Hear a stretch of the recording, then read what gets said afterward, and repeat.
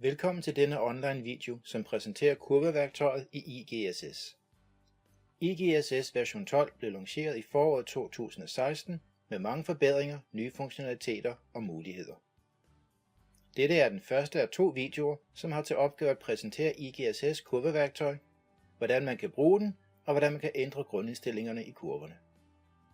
Denne video omhandler de muligheder, man har som operatør i kurveværktøjet, uden at ændre ved selve indstillingerne. Det vil sige, at den omhandler kun de generelle funktioner og direkte menupunkter inde i kurverne. Den anden video vil forklare, hvordan en operatør kan oprette egne kurver og ændre selve kurveindstillingerne, enten på eksisterende kurver eller som led i oprettelsen af egne kurver. Vi har i IGSS version 12 moderniseret de kurver, som operatører kan køre i IGSS overvågningsmodulet. Dette skulle gerne gøre kurverne hurtigere, nemmere at bruge og mere generelt anvendelig i daglig overvågning af transferudvikling. IGSS har 2 typer af kurver, som kan aktiveres i deres eget vindue. Standardkurver og operatørkurver. Standardkurver oprettes og vedligeholdes i definitionsmodulet af systemintegratoren eller en anden person med udviklingsrettigheder. Standardkurver gøres tilgængelige for operatører enten gennem kurvemenuen eller gennem visninger i procesdiagrammet, som f.eks. en knap, symbol, billede eller klikbart område. En operatørkurve derimod oprettes, vedligeholdes og gemmes i overvågningsmodulet, dvs. IGSS Masteren. De er ikke skrivebeskyttet, og enhver operatør kan oprette sin egne eller rette i andres kurver. Man kan oprette operatørkurver fra grunden af, eller benytte en anden operatørkurve som basis. Man kan endda også benytte en standardkurve som basis. Operatørkurver kan kun gøres tilgængelige for andre operatører gennem kurvemenuen. Fælles for dem begge er, at de bruger samme motor til at hente og vise procesdata. Deres opsætning og indstillinger er ens, og deres udseende er også ens. Faktisk kan det være svært at se forskel på en standardkurve og en operatørkurve, når den vises på skærmen. Når en kurve åbnes, går den i gang automatisk, og man skal ikke indtaste start- eller slutdatoer. Disse datoer er allerede indlagt i kurveindstillingerne, men man kan altid ændre dem og på den måde få kurven til at vise linjer fra andre tidsperioder. Faktisk kan en operatør ændre stort set alle parametre og indstillinger på en standardkurve. Han kan bare ikke overskrive selve standardkurven. Måden man retter kurveindstillingerne og parametrene på er ens mellem de 2 kurvetyper. Jeg har her tilrettet en demokonfiguration for at vise nogle kurver. Demokonfigurationen er med i alle IGSS-installationer, men det kan godt være, at den er blevet fjernet fra jeres lokale IGSS. Dette er en standardkurve, der åbnes fra kurvemenuen. Den starter automatisk efter de periodeindstillinger, som er sat i kurveindstillingerne. Her er en anden standardkurve, åbnet ved hjælp af en knap. Man kan også åbne en standardkurve ved hjælp af et billede eller symbol, eller bare et klikbart område for den sags skyld. Her er en kurve, som er åbnet ved hjælp af en symbolvisning. Dette er et eksempel på en operatørkurve, som åbnes fra kurvemenuen. Først skal man vælge at åbne en operatørkurve, og derefter skal man så finde og vælge den specifikke kurve, man vil åbne. Som man kan se, ligner de 2 kurver hinanden. Jeg vil lige sige, at der er også indlejrede kurver, som er oprettet og vedligeholdt i definitionsmodulet. Indlejrede kurver er, som navnet siger, indlejret direkte i diagrammerne og optager derfor plads. Dette er et eksempel på en indlejret kurve, taget fra vores demokonfiguration. Så findes der også kurver til IGSS Dashboard-modulet. De ligner andre kurver, men de oprettes og vedligeholdes gennem Dashboard-modulet.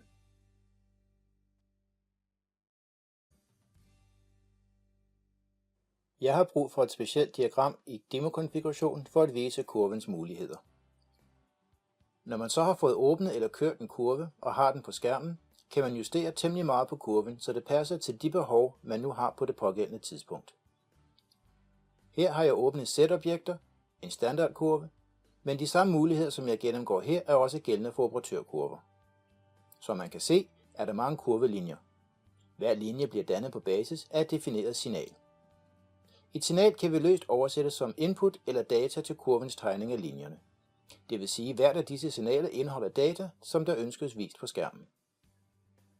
Et signal svarer også til et atom på et objekt. Hvis der er for mange signaler defineret for kurven, eller hvis man kun er interesseret i at følge nogle af signalerne, kan man højreklikke på et signal og vælge skjul for at skjule det pågældende signal. Signalets linje i kurven bliver fjernet, og selve signalets navn bliver nedtonet, så man kan se, at kurven indeholder flere signaler, som der endnu ikke bliver vist. Bemærk, at signalets værdiakse heller ikke bliver vist. For at vise et signal igen, kan du højreklikke på det skjulte signal og vælge Vis. Selve visningen af signalteksterne kan fravælges i nogle af kurveindstillingerne. Det gør det jo lidt svært at højreklikke på noget, som ikke findes. Hvis signalteksterne ikke er tilgængelige, kan du højreklikke i selve kurven og vælge Skjul, og så derefter vælge, hvilken signal der ikke skal vises. Hvis skjulte signaler skal vises igen, kan du højreklikke i kurven og vælge Skjul, og så vælge, hvilken signal der nu skal vises. Hvis man kun er interesseret i det ene signal, kan man også vælge at skjule alle de andre. Nu skjules alle andre signaler og deres akser i kurven. Skal disse vises igen, kan du højreklikke på et signal og vælge Vis alle. Du kan også højreklikke i kurven og vælge, hvilken signal der skal vises igen.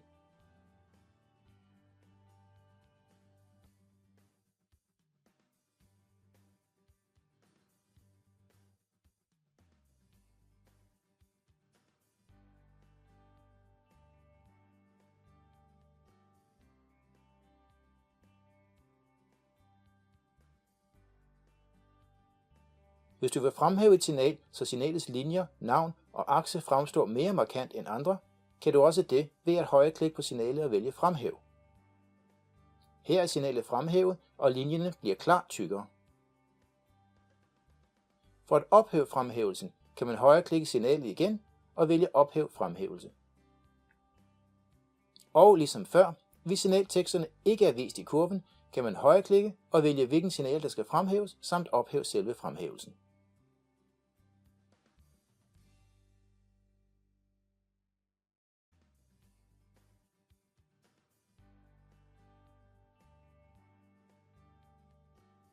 Som udgangspunkt vises signalværdier og linjepunkter ikke i kurven, da det måske kan forplumre overblikket. Men man kan slå visning af punkter og værdier til i kurvens værktøjslinje. Klik på Vis punkter for at se alle datapunkter i linjerne. Nu vises datapunkterne. Hvis der er mange eller for mange, kan du selvfølgelig vælge at skjule de signaler, du ikke er interesseret i at se lige nu. Du kan klikke på Skjul punkter for at fjerne punkterne igen. Hvis kurvens værktøjslinje ikke er tilgængelig, kan du højreklikke på kurven og der vælge at vise eller skjule punkterne. Hvis du gerne vil se, hvilken værdier de viste signaler har i kurven, kan du slå værdiværktøjet til ved at klikke på Vis værdier i kurvens værktøjslinje. Du kan også højreklikke i kurven og vælge Vis værdier. Begge muligheder viser værdiværktøjet i kurven her. Du kan trække værdiværktøjet langs tidsaksen og se signalværdierne for de viste signaler. Når du ikke vil benytte dig af værdiværktøjet mere, kan du fjerne det igen her. Og selvfølgelig også her. Du kan navigere i kurven ved at trække tidsaksen med musen. Du kan også godt bruge piletasterne, både højre og venstre. Hvis du vil tilbage til den nuværende tid, kan du højreklikke på tidsaksen og vælge Gå til nu. Hvis du vælger Ryk tilbage, kan du hurtigt rykke hele tidsaksen de valgte tidsperioder tilbage, og du kan sågar også rykke dem fremad.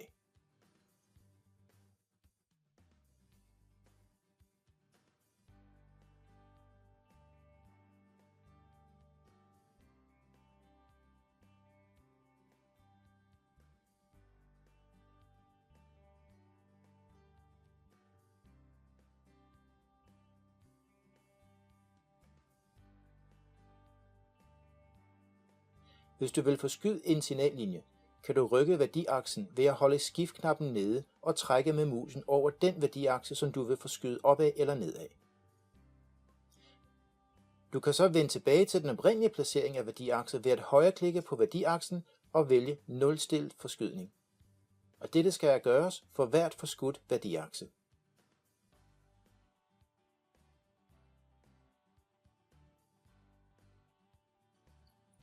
Du kan til enhver tid forstørre et område i kurven for at se mere detaljeret på den udvikling, der er vist. Klik på Zoom ind-knappen for at markere et område, som skal forstørres. Det valgte område bliver forstørret, og du kan se, hvor du er i kurven heroppe i panoramavinduet. Du kan trække i tidsaksen for at rykke kurven, men du kan også trække i panoramavinduet for hurtigere at rykke frem til der, hvor du gerne vil se mere detaljeret. Du kan fortsætte med at forstørre kurveområder, og når du har set nok, kan du enten gå et forstørrelsesskridt tilbage ad gangen, eller nulstille alle forstørrelser. Zoom-funktionen findes selvfølgelig også, hvis du højreklikker i selve kurven.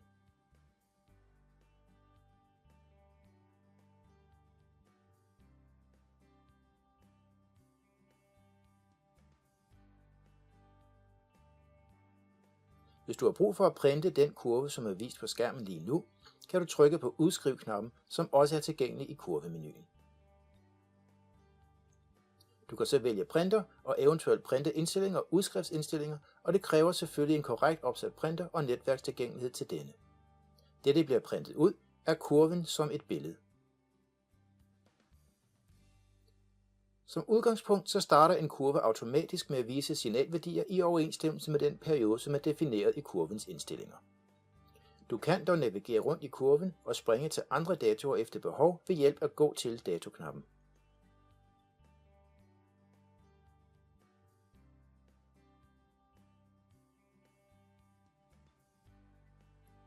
Du kan også højreklikke på tidsaksen, eller højreklikke i kurven. Hvis du klikker på skift periode-knappen, kan du indtaste en helt ny periode for kurven. Du kan vælge en af de faste perioder, som befindes her, eller også kan du selv definere en periode.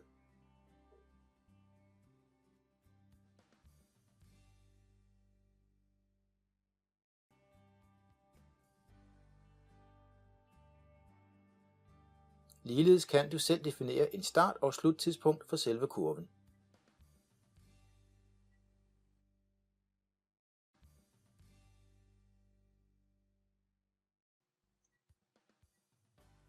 Du kan skifte periode fra tidsaksen og fra kurven.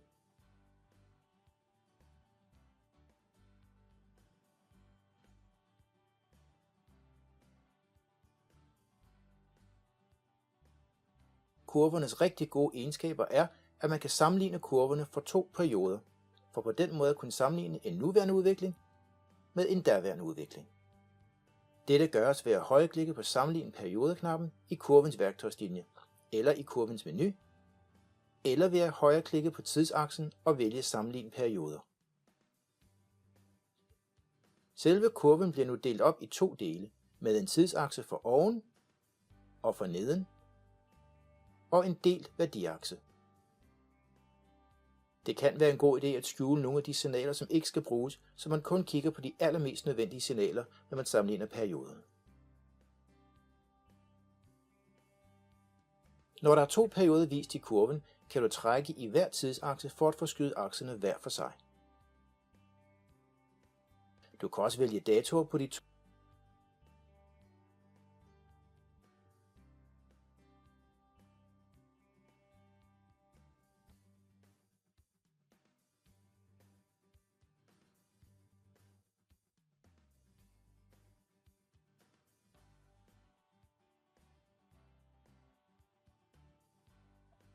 Jeg kan forstørre et område for at analysere udviklingen og eventuelt se værdierne og punkterne og eventuelt grave ned i detaljerne.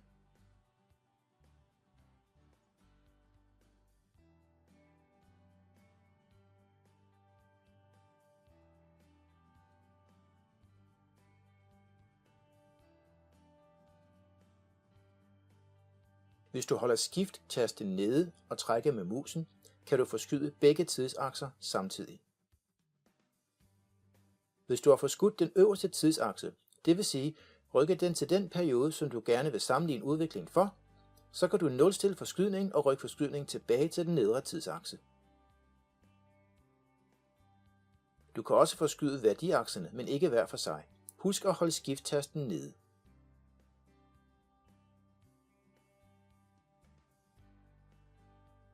Når du så er færdig med at sammenligne perioder, kan du ophæve sammenligningen ved at klikke på enkeltperiode-knappen. Eller du kan vælge enkeltperiode i kurvemenuen eller i en af tidsakserne. Nu er sammenligningen afsluttet, og i video nummer 2 ser vi, hvordan man kan oprette en kurve, justere kurveindstillingerne og opsætte kurveegenskaberne for sig selv og andre.